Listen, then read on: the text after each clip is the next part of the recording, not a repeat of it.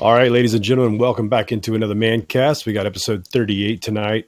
This is Wednesday evening, the night before Thanksgiving. We're a little late to the game to respond to Week 11's games this week because of some inclement weather and technical issues. However, we're getting at it tonight.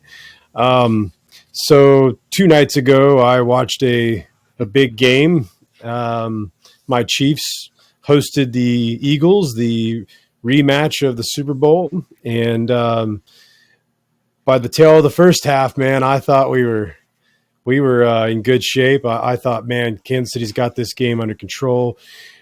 I mean, the Chiefs just bullied them in the first half. Absolutely bullied him. Agreed. Bullied him in the trenches, and ran all over him. And to me, it just looked like they were going to dominate. Pacheco looked amazing in the first half. Absolutely. But as we all know, they didn't finish that way. They didn't score a lick, not one single point in the second half, and they managed to lose the game. I have a whole lot more to say about that. But before I do, I'll kick it over to Ed. What do you say, bud?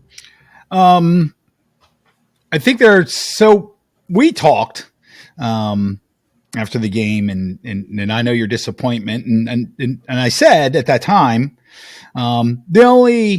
even though that their receiving core is this god awful, that they're still, with the Ravens, the best two teams in the AFC, which I will still stand by. But I thought it interesting because you normally know a lot more of what's going on with Kansas City than I do. So I did a deep dive into them to see what's really going on there. And there are some things that I found that are quite disturbing. So these are just truths about what's been going on with this team so far. The last time that Patrick Mahomes threw a TD where the ball traveled through the air 30 yards minimum before it was caught and turned into a touchdown was on September the 15th, 2022. That's a year and a half, more than a year and a half of games. That seems horrible, right? And it's not his fault, by the way. It's his receiving core because Tyreek's been gone before, all last year too.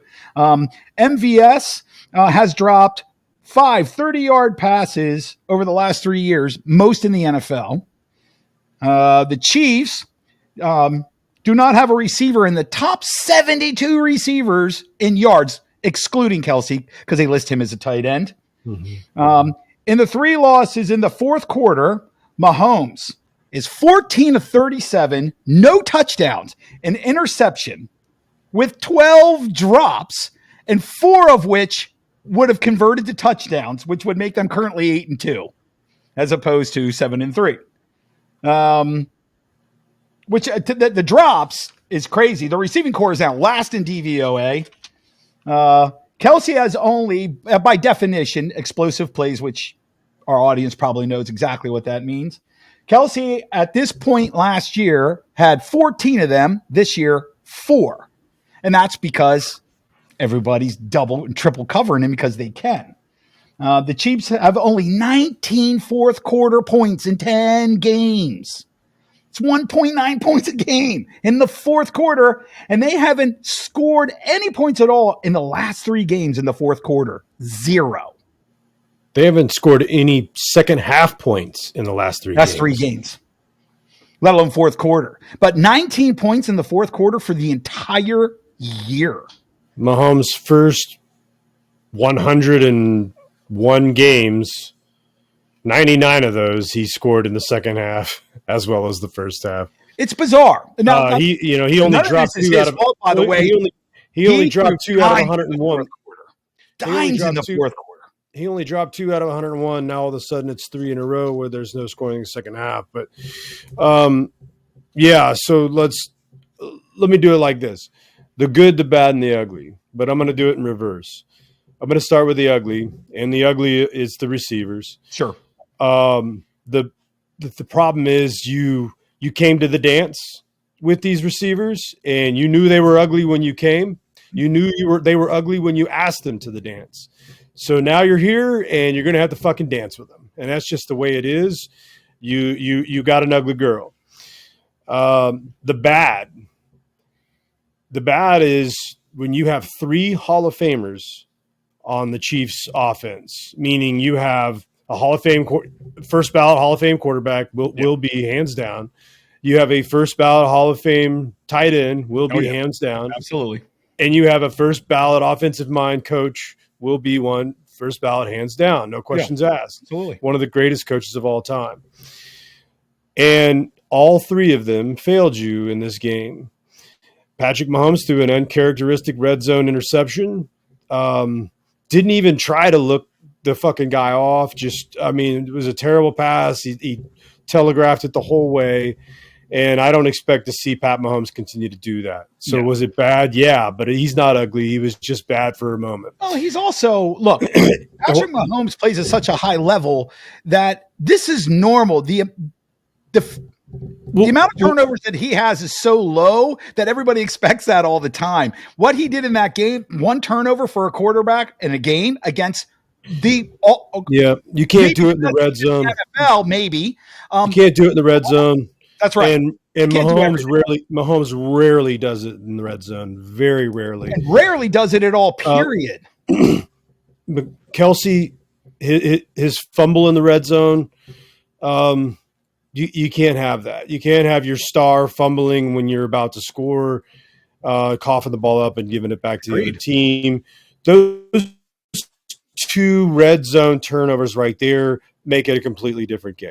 It's a Chiefs win, and we're talking about something completely different right now. We're talking about how the Chiefs are steamrolling everybody.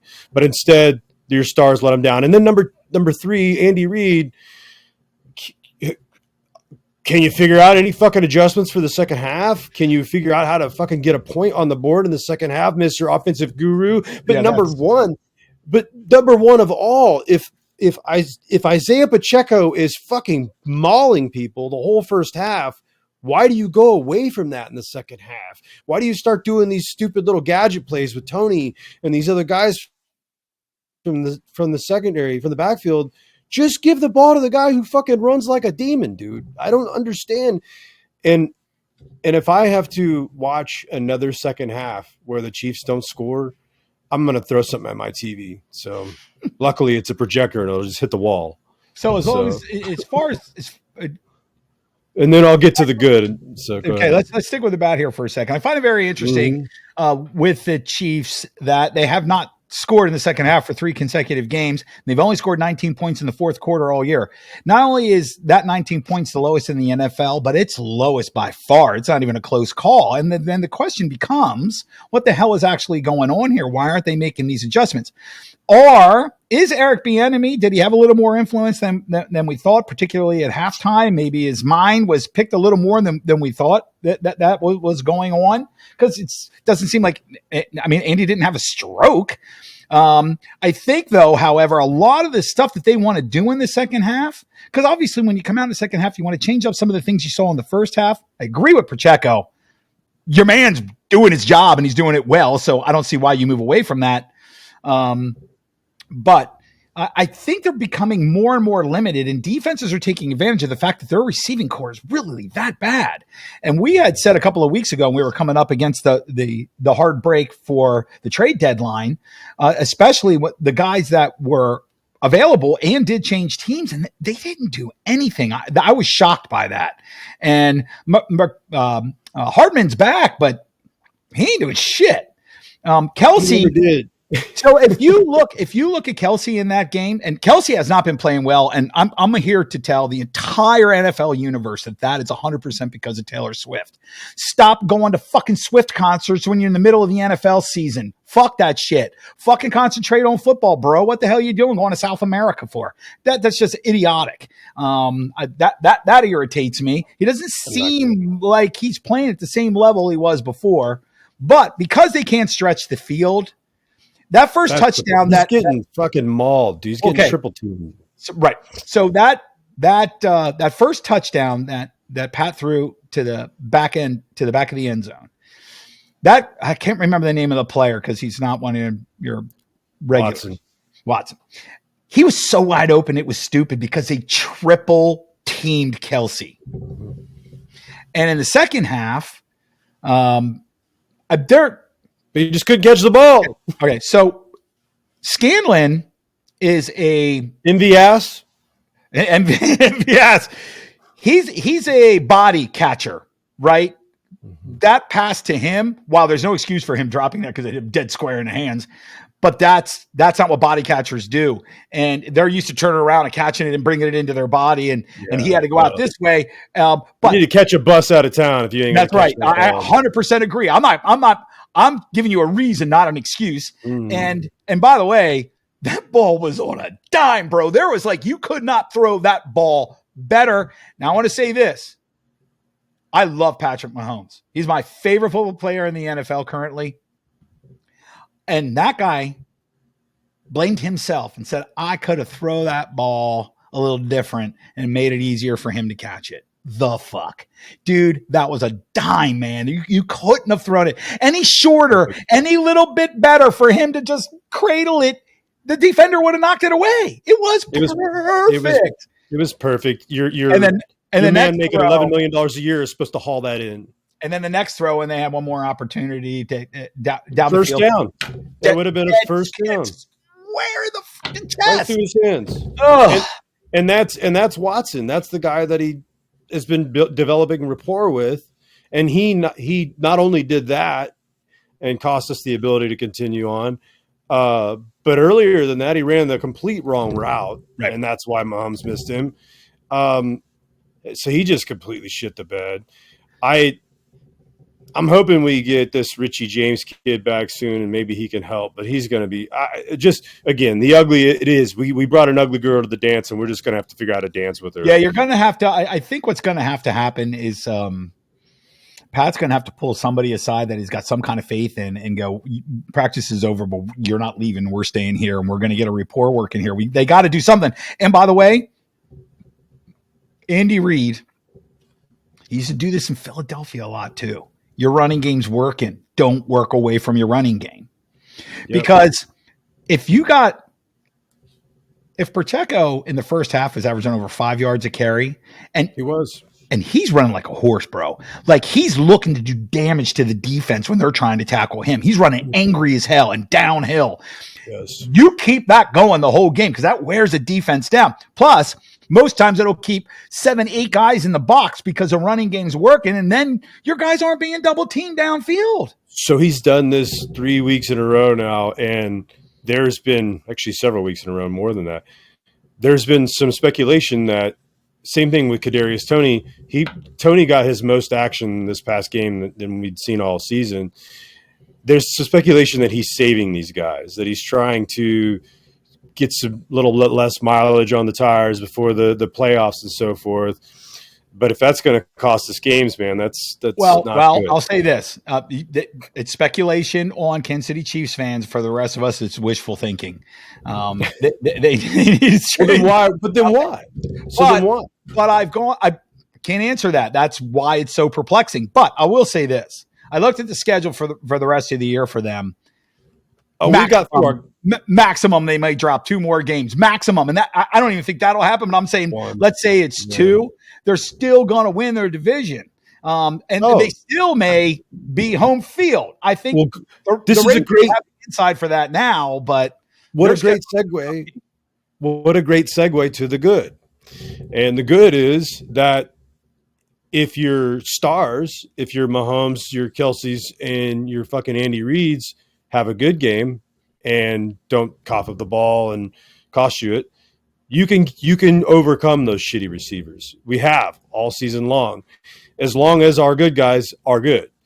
They can't be bad. They have to play good, but they are good. And when they do play good, I'm sorry, but the fucking Chiefs were manhandling the Eagles.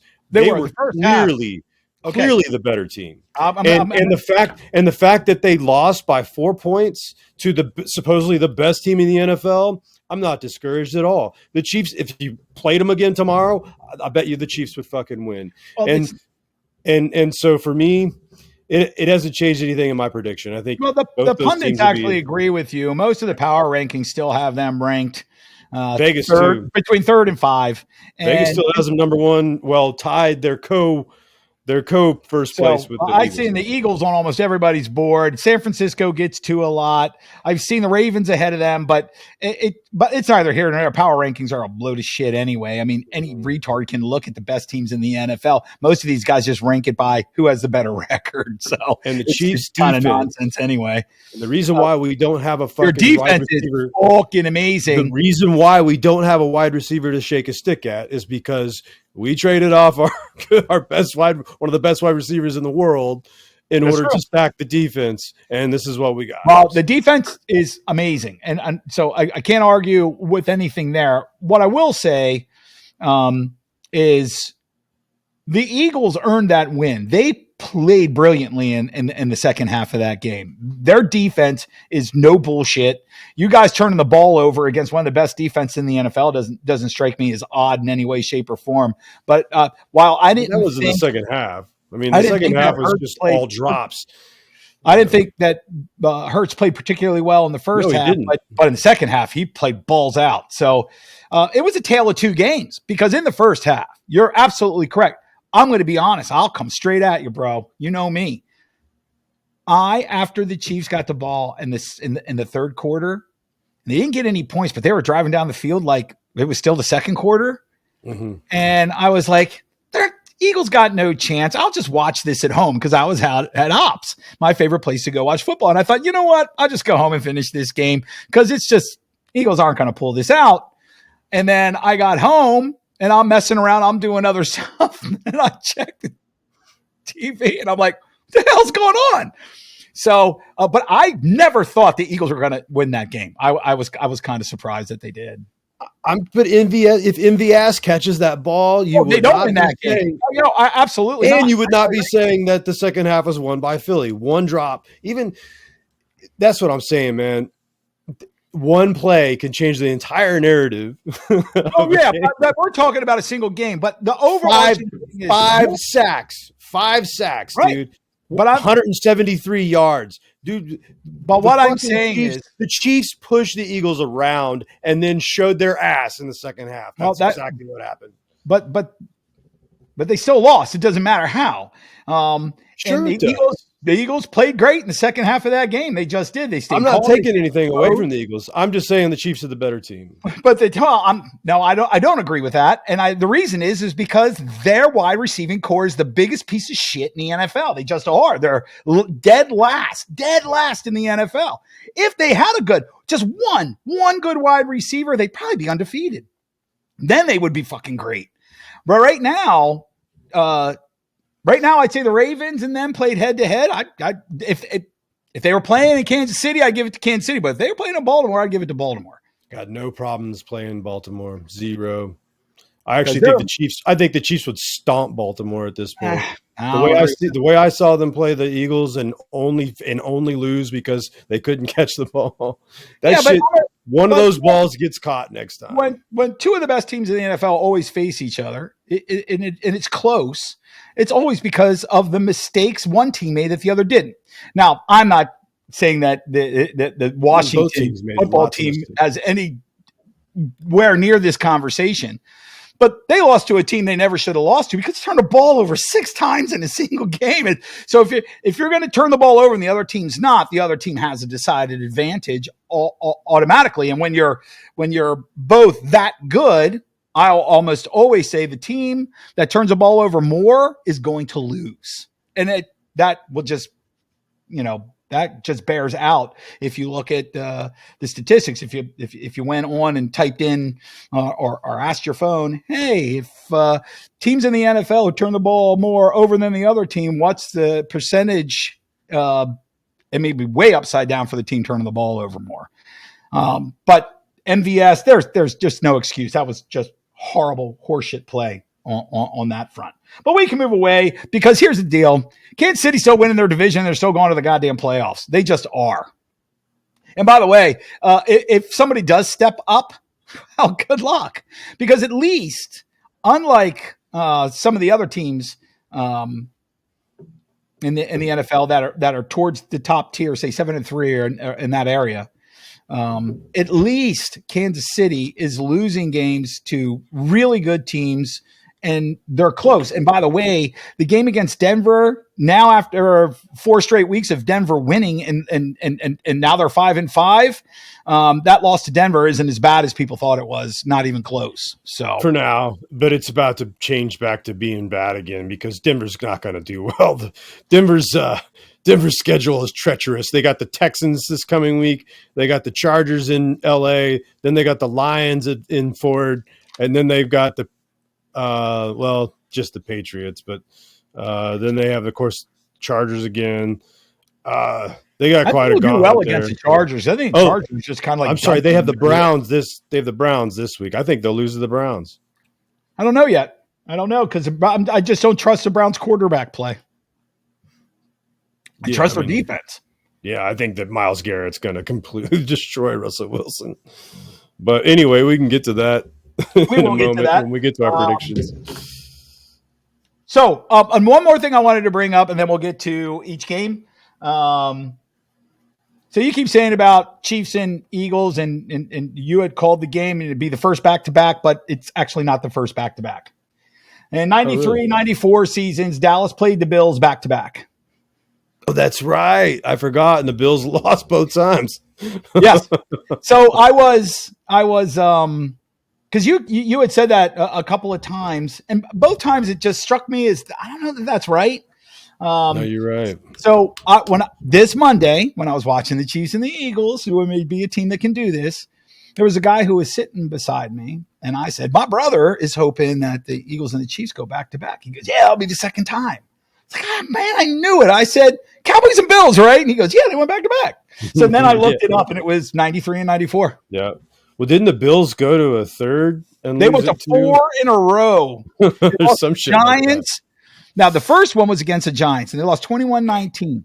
They only had the ball for 19 minutes of the game because their offense was so amazing. And they kicked a field goal that their kicker blew, or they would have won the game. Then they played the Redskins the next year and lost 52-10. Oh, yeah. It's like the biggest ass whooping in NFL Super Bowl history. And then they played Dallas back-to-back and got their ass whipped by them 2 times in a row. Seems to me one of those games was where the guy he started celebrating too early and dropped the ball before the end zone. Was it Leon Lett or somebody like that? Leon Lett for Dallas, but it wasn't in the Super Bowl. It was in the playoffs. Okay. And it didn't cost him a game or anything, but no. Yeah, it was stupid. There was snow on the field. He thought he crossed the goal line and he didn't. And he was celebrating. He was so happy. And he was like at the 5-yard line. Dumbass. So, all right, let's get to the breakdown. Bengals, Ravens. We both took the Bengals. Obviously, the Ravens won, but I'll say this. The Bengals are done. Joe Burrow is gone for the year. And by the way, Joe Burrow was playing great before the injury, and I think the Bengals would have won if Joe would have played that whole game. Same. But we can't take it as a win. Steelers, Browns, we both took the Browns. They got rid of Matt Canada. They fired him, which is good. They should have done that a long time ago. Yeah. My concern for Pittsburgh is that Kenny Pickett seems to be regressing. He only threw for 105 yards in that game. That's absurd. Yeah. You're an NFL quarterback. 200 is the minimum, right? Or somewhere near there. 105 yards? He refuses to throw past 5 yards. Well, that's all because they won't let him throw past 5 yards. I mean, he's not calling the plays, right? So that's because Matt Canada didn't, because he's gone now, right. But he did not have the faith in Kenny to do what needs to be done. Hopefully whoever they bring in will let him stretch the ball out a little more, because if Pittsburgh is going to do this and their schedule is getting tougher, they're not going to the playoffs, and they have a chance right now, but you can't just look. They lost 13-10 to a team that doubled their output on offense. And I don't know how they stay in it. I don't know how anybody's not noticing how good this Pittsburgh defense is, because they are spectacular, because their offense blows and they still have a winning record. Offense is really bad. I don't know how they're doing it, but they are. But I'm glad that Canada's gone. We talked about this like way back in week 3 or 4 that Canada needed to go. Oh, he's awful. Too long, but hopefully they can save this. Mike Tomlin's is a really, really smart guy. So we'll see how that works out. Raiders and Finns. I was surprised here. Raiders fired their coach, and they're playing good ball right now. They are. really expected the Finns to just dust these guys off like they were nothing. They were playing at home. So Raiders hung with them tough. Yep. So I was all about that. Bears Lions. The Bears slept through the first 3 quarters. I mean, the Lions slept through the first 3 quarters of this game. I'm assuming because they're playing the Bears and they knew, even if they're winning by 30 points in the fourth quarter, we'll win anyway. And that's exactly what they did. 2 touchdowns and a safety in the fourth quarter, and they turned that around. I think Detroit is extremely legitimate, and I think everybody talks about the Eagles and the Niners, and rightly so. And given especially the Lions' track record, I mean, the last championship was 1957, for God's sake. Right. Right. That's a really long time ago, 66 years to be exact. So that's a long time to go without a championship. So I get that we're looking at them from a different lens, but you don't probably want to play them in the playoffs. They're not 8-2 by accident. They're good. They're really good. And I hope they do really well. As a matter of fact, I'll go on record. I hope Detroit goes to the damn Super Bowl. That would be awesome. I'd be happy to play Detroit in the Super Bowl. Yeah, I think it would be a great game. Have the Chiefs play them. And I'm going to go on record too and say I love their helmets, man. I always love the Lions helmets, bro. I'm a big fan of Dan Campbell and everything he's brought to the table. And I tell you what, for the first time in my life, I think, at least since Barry Sanders was playing, I'm excited to watch a football game on Thanksgiving to watch the Lions play. Now, it's probably 10 years ago, but there was a time 10 years ago around that time period when they had Ndamukong Suh and they had Matthew Stafford and they had Megatron. They were worth watching then. But it's been a decade minimum. But the idea that you thought that they were worthy to actually do something based on the play of one single guy, yeah, that was Barry Sanders, bro. Right. And by the way, anybody out there, if you have Prime, Amazon Prime, there just came out. There is a Goodbye Barry, it's called, and it is about Barry Sanders and why he checked out after 10 years and how everybody reacted to it. And he is in it. He's interviewed over and over again with his 4 sons. It is really, really good. And it's very nostalgic for a guy like me. And I want to say this, and then we'll move on. Barry Sanders is my favorite football player ever. I love that guy. Legend. Yep. Legend.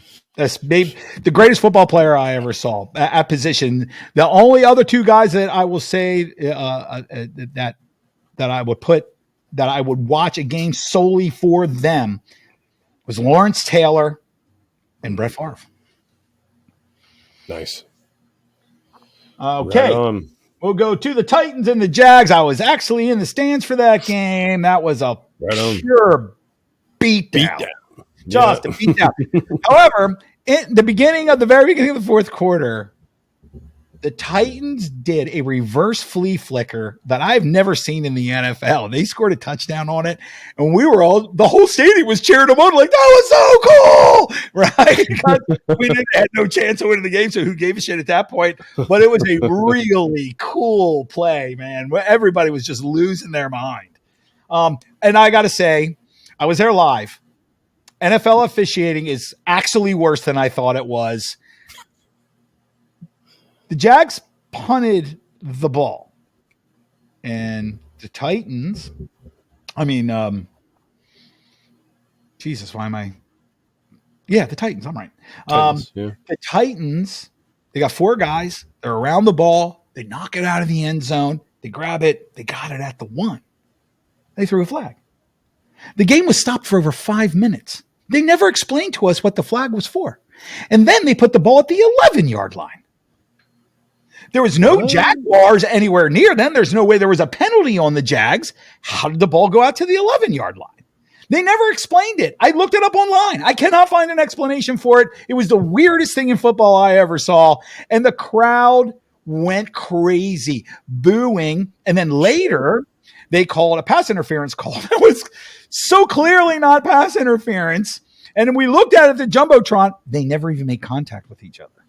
And Just trying to keep it closer, man. They can't have these major blowouts. And then they erupt the fans, the whole, 85,000, 90,000, whatever the hell's in that stadium, erupted into refs suck chant that went on for like 7 minutes. The public service announcer was asking everybody to calm down. And we didn't. It was amazing. Right. NFL officiating is shit. Total shit. We talked about this last week. I watched it live. I could not believe what I was witnessing on that football field. If the NFL does not go to professional full-time referees who their only job is to do this year-round and practice and do the things that are required, and I'll say what I said last week, NFL and fans need to go on strike and say, we're not watching your product until you make it better. Yeah, it doesn't make any sense. So. It's garbage. It's just garbage. All right, we'll move on. Bolts in the pack. The pack's not that good. I don't know what's happening in San Diego, but it's time. I can't remember his name of their head coach. Brandon Staley. Yes, Brandon Staley. He needs to go. He is 29-23 in 3 years there. He's garbage. He has all the talent in the goddamn world. There's no reason for this team to have a losing record. 4-6 after 10 games. That's a joke. He's got to go. He's got to go. They got fucking players up and down the roster. Dudes up and down the roster. You have a legit top 5 NFL quarterback on your team, and you're going to piss him away? Fuck that. Pissing it away. Yeah. Just imagine if Herbert was on the Browns right now. How good the Browns would be, right? Like, put him in Minnesota. Like, this guy is a game changer. Could you imagine if Herbert was on the Niners? No, I don't even want to imagine that. So, we're going to halftime at the NFC Championship game. 49ers, 177. Philadelphia, nothing. It would be ridiculous with that talent. Insane. Nothing against Brock Purdy. But he still hasn't done anything in the fourth quarter when he's behind to prove he can do it. It's not what he does. We've seen Herbert do it over and over again. Look, I think Purdy will get there, but right now, Purdy is not as good as Herbert. He's just not. I think Purdy is what he is, and he is good enough to not lose. He can execute things appropriately. You know what Purdy is? You get him behind, though, good luck. He's brilliantly smart. Sure, that's what that helps. He doesn't have all the physical talents in the world. He reminds me of Fitzmagic, right? Like, here's a guy who's just smarter than everybody else on the field, and he makes crazy shit happen, but he's not super talented overall.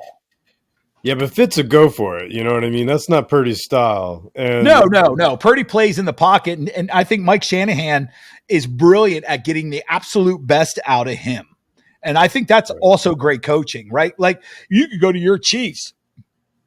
When nobody was looking at Mahomes all the way up the board and the Chiefs traded up to get him because Andy Reid knew what he was getting. Some coaches just get it better than others.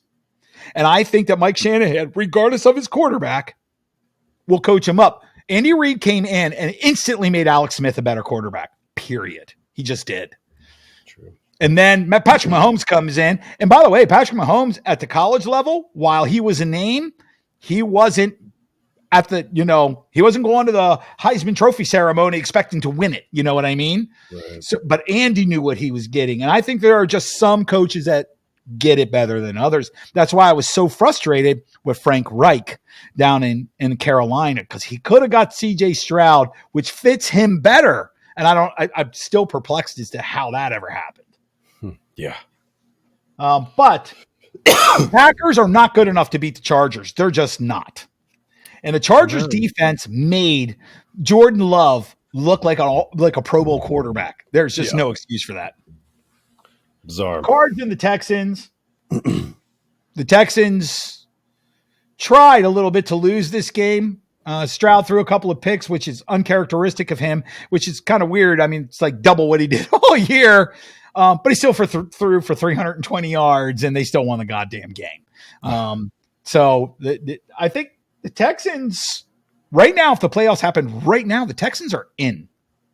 Yep. So it'll be interesting. They play the Jags this Sunday. That's going to tell us a whole hell of a lot about who's who in the AFC South. Hell yeah. The boys in the Panthers. Panthers gave them a good go for the first 35 seconds. And then after that, the game is pretty much over. Yep. And that's what I expect from the Panthers here on out. They're garbage. Bryce Young may be a backup in the NFL. He is never going to be an NFL starter. He's not getting it at all. I know he doesn't have talent, but neither does Stroud. And Tank Bell is stepping up for Stroud, but there's no – the Texans don't have a plethora of talent around Stroud, and Stroud still has a winning record on being in the playoffs right now. The eye test 1-9. It's just the eye test. You can watch the two of them play. Well, one of them is on a different level. So. And when you see him play, when you watch him play, he looks so small. Small quarterbacks just don't do it in the NFL. The boys and the Panthers. We just talked about that. The Giants and the Cunts. Washington, if you look at the stat sheet, should have won that game 400-0. They turned the ball over 6 times. Here's a little stat that most people don't know. The Redskins are the first team in NFL history to sack the opposing quarterback 9 times in one game and lose. Their defense was so dominant, it was fucking stupid. They didn't even, as a team, didn't even total 200 yards of offense. The Redskins were 463, and they lost that goddamn game. How does Tommy DeVito go 18 for 26, 246 yards and 3 tuds? That's what I want to know. Right. Tommy After DeVito. being sacked 9 goddamn times. After being sacked 9 times. That's bizarre, bro. So check this. We're going to find out a little bit about Eric Bieniemy. If this game would have happened the week before, Rivera would already be gone. I think, given what's left, and given that the Skins have no chance, that if Eric Bieniemy is actually NFL head coach material, now's the time to find out. Rivera, hit the bricks, give the reins to Bieniemy, and see what he does with the rest of the season. Oh, I'm sure that's probably in the cards. Well, they're going to. I think he's going to be fired immediately after tomorrow when Dallas stomps a mud hole in them. Right. I would say you're right because you can't change head coach from Sunday to a Thursday game, but you can from a Thursday to the next Sunday game because now you have 10 days to work on something. Right. So, speaking of Bieniemy, since you brought this up earlier with the Chiefs too, and you know, there has been some speculation that maybe their issues on offense are, you know, the lack of Bieniemy and maybe the second half issue. Maybe Bieniemy was bringing, you know, different, you know, game time adjustments in the second half and blah, blah, blah, blah. And there's some credence to that, you know. But what I would say is, in my mind, it's more like So Shady, for instance, fucking LaShawn McCoy, he hates Eric Bieniemy, and the whole reason is because he was a salty veteran who showed up, and Bieniemy treated him like any other new guy and pissed Shady off. And Bieniemy has a sort of history of being a hard ass and being very discipline oriented and kind of rubbing some older guys the wrong way. And, you know, he's not the players coach, blah, blah, blah, blah, blah. So with all of the shitty run routes and all of the drops and all of just this stuff that like is non-disciplined, all of the fucking penalties, that's probably it, honestly. That's probably where we're lacking is I know Matt Nagy, the current OC who was a Chiefs OC, then went over and was terrible in Chicago and came back here. He's a players coach. He's a nice guy. They love him. And maybe that's the problem. Everybody's beloved, and we don't have the fucking hammer. Very good point. Maybe we need a fucking hammer. You know what I mean? So. And I would like to see if Bieniemy can do it on his own. I loved him in college. And the hammer only goes so far if you don't have the fucking scheme too. You know? Right. So, but it would be. I think he's going to be handed the reins. I think it'll be after this week's destruction. I don't see how the Commanders are going to keep up with the Dallas Cowboys, other than they hate each other's guts and they'll play. But I think we'll get to halftime and people will be looking at each other going, "Oh man, Washington's giving them all they can handle," and then they'll blow them out in the second half. But I think it's fair. I think it's a great situation for Bieniemy, even if they don't want to keep him. If he does a really good job on the last 7 games of the season, and does a great job, even if the Washington football team doesn't want to keep him, he can go on somewhere else. So he'll get his shot. I think he's going to get his shot. We're not going to get like a 1-game kind of thing. There's going to be a section, a third of the season, and we're going to be able to see what this guy can do. I'm here for it. And it would be interesting. It'll be interesting to watch. Next are the Bucs and the 49ers. The 49ers, Purdy played flawlessly. He had a perfect Q rating. He was 21 to 25, 3 touchdowns. I mean, he was perfect. The Bucs aren't all that great, to be perfectly honest, but Baker Mayfield showed up again and played really well and hard. He did. I think Tampa Bay. I don't know where they're going to fall in the draft line. And there's going to be a bunch of quarterbacks, but I think you got to go with Baker again, man. He has proven himself this year, as far as I'm concerned. Let me ask you this: hypothetical, would the Niners be better or worse with Baker Mayfield? I don't think Baker Mayfield fits their scheme because he's a gunslinger, and that's not the. I think the scheme he's in is working for him really, really well. Seems to be. I think the 49ers scheme is far more regimented and everything is pre-planned.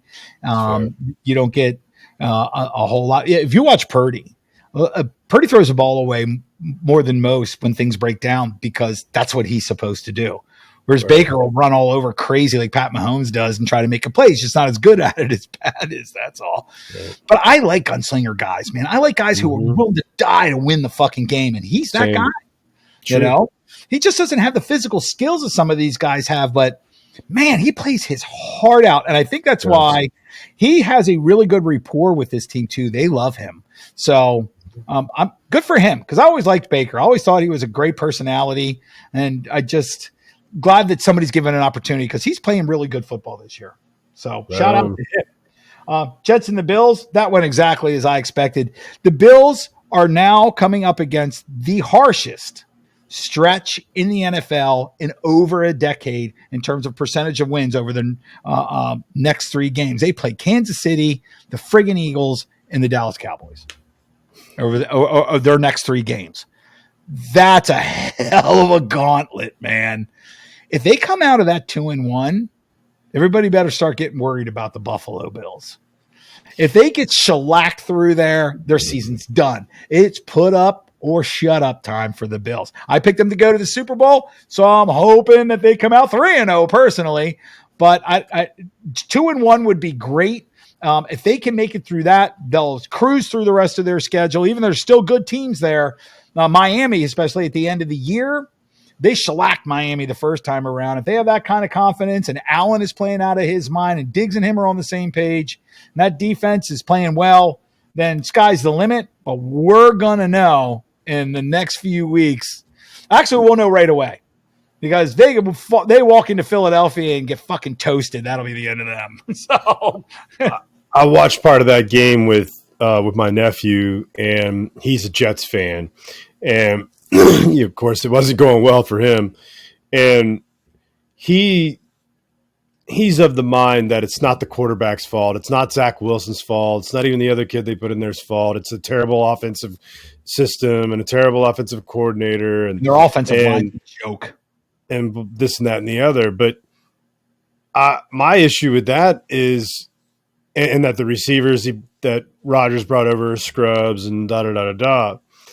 And it's like, okay, well, you got Garrett Wilson and you've got some decent seconds and thirds. So my question is and I didn't say this to him because he was already having a bad day with the game was going the way it was. So I just let it go. And I'm not trying to throw him under the bus right now, but I heard Rodgers speak to this on McAfee, and he was like, Well, somehow with this OC and this system, I managed to win back-to-back MVPs. But okay, maybe it's not the QB. And he didn't quite say the last part like that, but you could tell. I get it. So that's why when people talk about the team that they love and support, I take out anything comes out of their mouth with a grain of salt. It's emotional, yeah. Right, it is. It's a different level when you're talking from that perspective. The Jets' offensive line is garbage. It is bad. And if I were Aaron Rodgers, I'd be telling ownership, you get this offensive line straightened out, or I'm not playing again for you. I'm just not. Right. And he's saying he's going to be back in December. Mm-hmm. If the Jets are out of the playoff picture, which currently they are, he's crazy if he comes back this year. He won't. It's pointless. Yeah, he won't. Until they're but if they're not mathematically eliminated, he's going to try. So. Well, but here's the thing. Unless you're the Panthers, nobody's mathematically eliminated because mathematically everybody could lose every game. It's just so dumb. All right. The Bears aren't going to the playoffs. Neither are the Broncos, but mathematically they could. The Hawks and the Rams, we had a caveat last week. Rams only if Stafford plays. Stafford played. Rams won. That's why we're smarter than everybody else. And it was, while it was a low-scoring game, it was a dogfight, man. It was. Broncos beat the Vikings, which I predicted they would do. The Vikings or the Broncos have now won 4 games in a row, and they're 5-5. Right. And they beat Kansas City along the way too. And so maybe Sean Payton coming into this, no one would argue he's one of the best coaches in the NFL, has been in the NFL over the last 15 to 20 years. And that's just the truth. And then people were dogging on him, including myself, because of how poorly things were going. Looks like the ship has been straightened out, and it'll be interesting to see what they do moving forward after winning 4 in a row. Now, do I expect them to make the playoffs necessarily? No.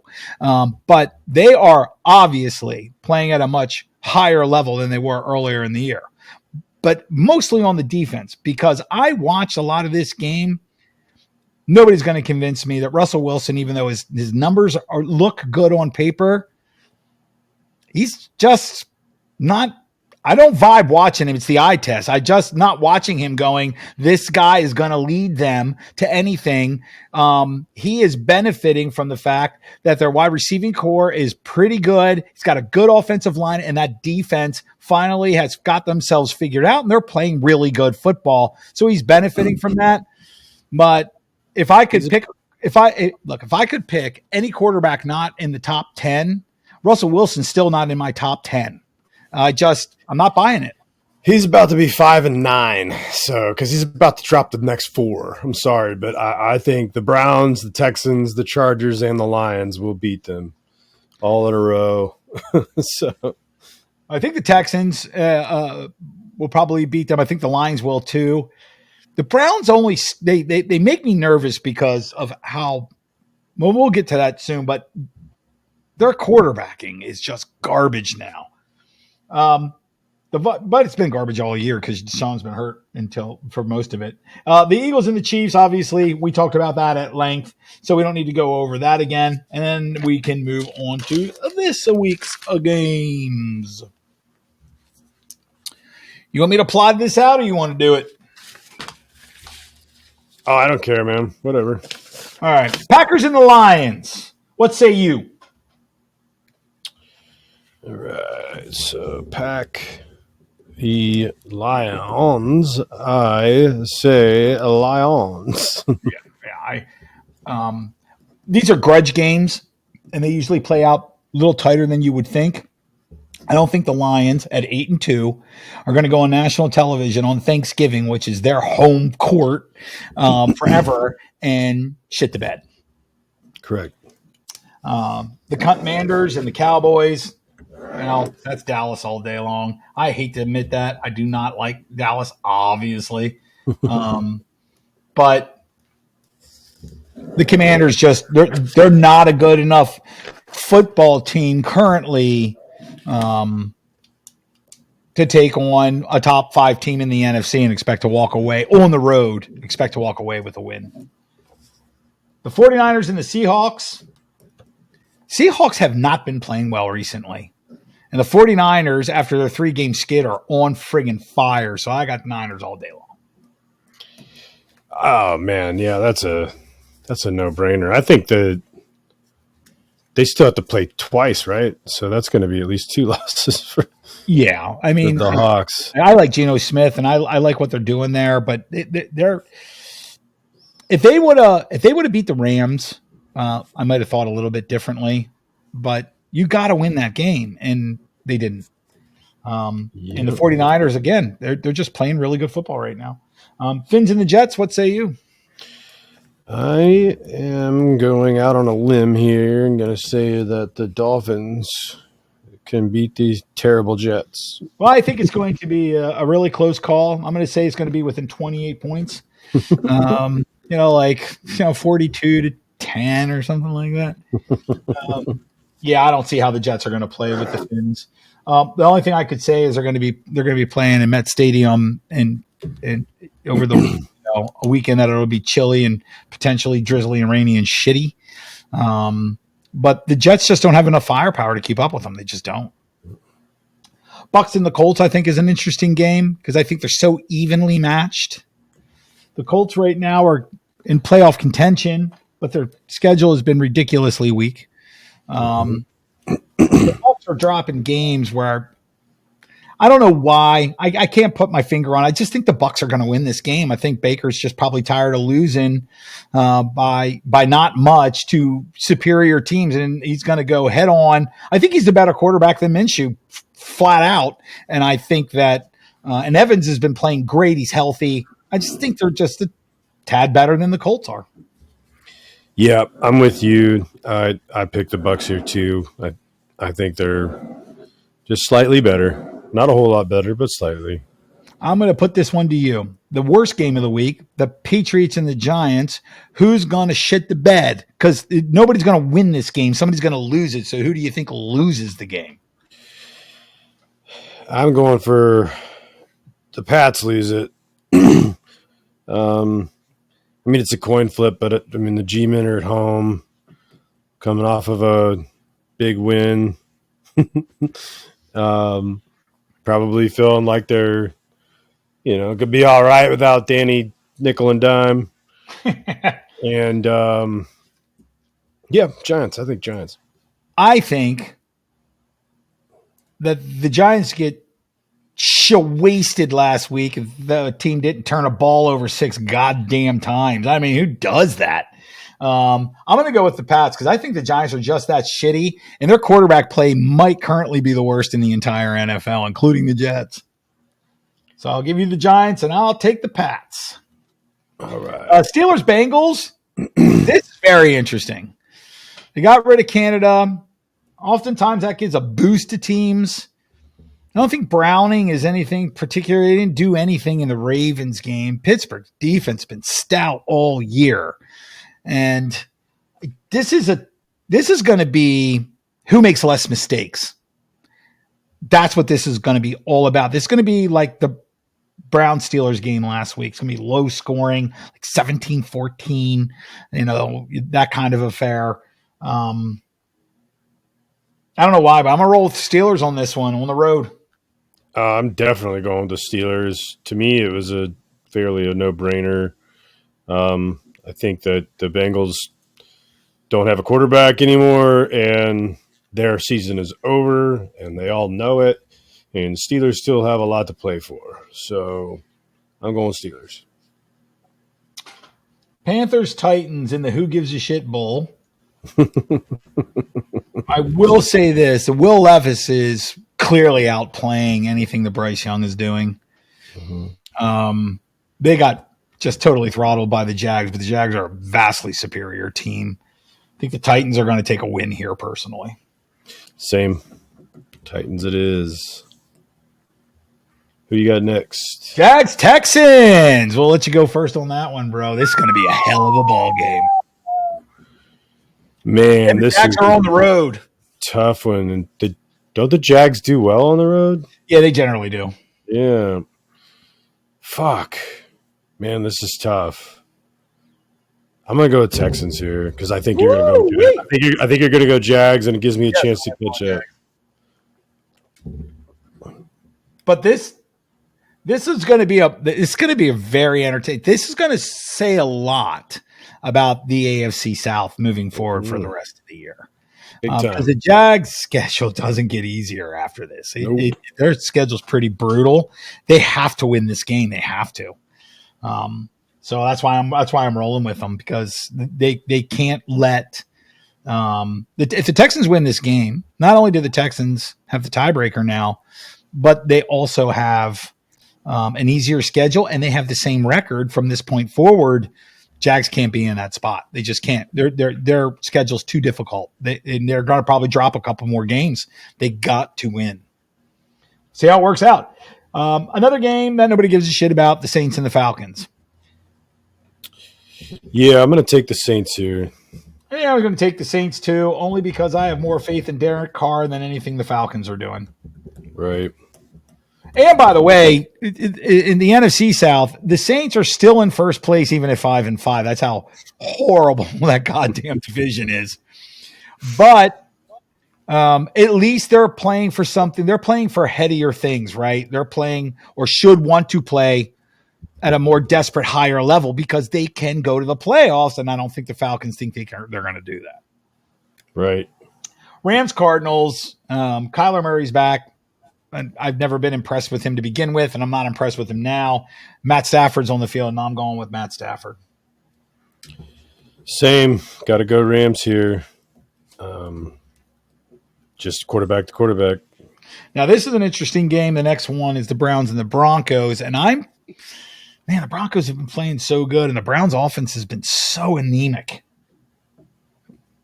without Deshaun Watson. I mean, the week before Watson was ruled out, the week before, they won a game 33-30 because Deshaun played so well. But that was a rarity. 13 points. But that was a rarity. He's been injured most of the year, and the games that he's played, they've averaged 30 points per game. I'm just saying that they're 7-3, and he's missed a lot. So he has. You're right, and so that's something to take into consideration. And they're obviously a better team. They have the best defense in the NFL, as far as I'm concerned. I mean, but you're still going with the Broncos. I'm not sure. You're going with the Browns for sure. You're fucking right, I am. I think here I'm going to go with the winner, and I'll whatever that is to be determined. I don't know why, but I'm going to go with the Broncos. Nice. I don't know. Something just tells me this is the kind of game that the Browns have a tendency to fuck up. Bills and the Eagles. Now that's a football game. Eagles, now they're coming off very emotional game on national television against the AFC's best team. They squeaked out a win. The Bills cannot lose. They can't lose this game. This is very interesting to me. Mm-hmm. Very. They're in Philly, which for Buffalo is warmer and better weather. Yeah, this is my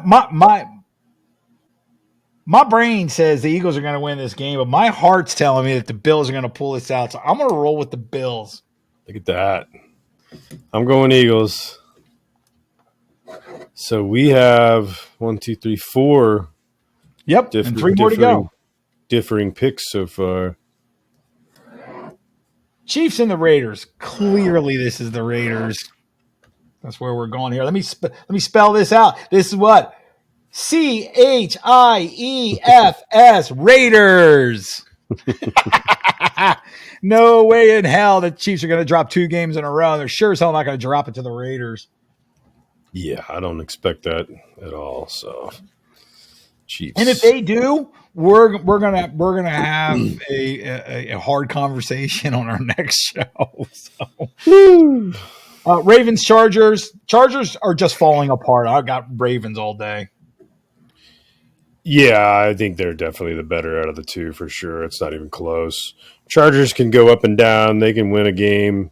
They can always come back and win you or come and win a game. But the Ravens are just on a roll right now. And if anybody's looking for a reason not to watch Monday Night Football, it's the Bears and the Vikings. And that's as good a reason as I can come up with not to want to watch this game, because the Bears and the Vikings, without Kirk Cousins and without Jefferson, Dobbs. Look, the talking heads, everybody should know by now that the talking heads are paid to be talking heads. And there's just no way that Josh Dobbs, who got traded by the Cardinals because he couldn't do anything there, is all of a sudden a great quarterback. It's just not how that works. I'm going with the Vikings, because the Bears are worse than the Vikings. I love it. You're like, their quarterback is the worst fucking piece of shit in the world. I'm going with it. I didn't say that, but he's not, but he's certainly good enough to beat the fucking Bears. Same, Vikings. No, no joke. So we got 4. That's unusual for us. We have 4 different games, so that'll be interesting next week. I gained 2 this past week, and when I gain 4 for next week, woo! When you lose 4, yeah, that'll crazy when I'm up 2 again. So everybody, thank you for tuning in, listening to our nonsense, following us, like and subscribe for those who haven't. Appreciate all of you all the time, and to everyone, a very happy Thanksgiving. That's right. Enjoy your turkey day. Spend some time with the family. Make some amends. If you got any issues with some folks you need to talk about it. Otherwise, be kind. Leave the politics at home. Right, especially tomorrow, right? Thanksgiving. Don't even go there. If you're feeling about talking about politics, bring up religion. It'll be better. Just remember, there's always something to be thankful for, and the best thing for attitude is gratitude. With that, peace out. Peace out.